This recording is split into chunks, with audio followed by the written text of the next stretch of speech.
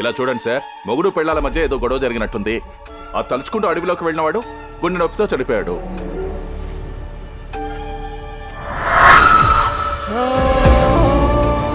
ఇక్కడ ఏంట్రా అంటే ఆ కోపంతో నీ చెల్లెలు సూసైడ్ చేసుకుంది. నా చెల్లెలు చావు ఆత్మహత్య కాదు. ఇదిగో చూడు, నీ లాయర్ తెలివితేటలు కోర్టులో చూపించు. నా చెల్లెలు ఊరేసుకున్న అదే టైంలో తనని బయట చూసినట్టుగా చెప్తున్నారు.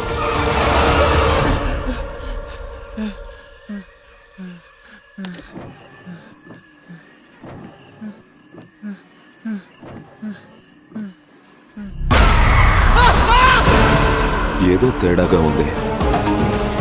ఈ స్వామీజీనే మీ చెల్లెలు చనిపోయినప్పుడు మార్చిడి దగ్గర చూశాను సార్. ఏమంటున్నాడే ఆ స్వామీజీ? పాకని పిశాచి గురించి చెప్పాడు సార్. నిన్న రాత్రి ఎవరు? శక్తి రూమ్ లో ఒక ఆకారం కనిపించింది. మీ శక్తంతో ఉపయోగించి ఆ దెయ్యం నుంచి మమ్మల్ని కాపాడండి. ఇప్పటికే 2 ప్రాణాలు తీసినందువల్ల అది బలపడింది. ఇక మానవ శక్తి వల్ల దాన్ని కట్టడి చెయ్యలే. దైవ శక్తి వల్లే అది సాధ్యం.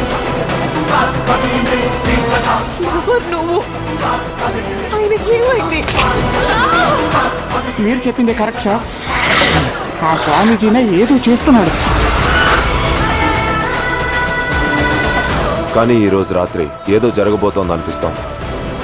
తిరునాళ్ళ రోజున 3 ఆత్మలను అపహరిస్తే ఆ తర్వాత ఆ శుద్ర శక్తి మహాశక్తిగా మారుతుంది.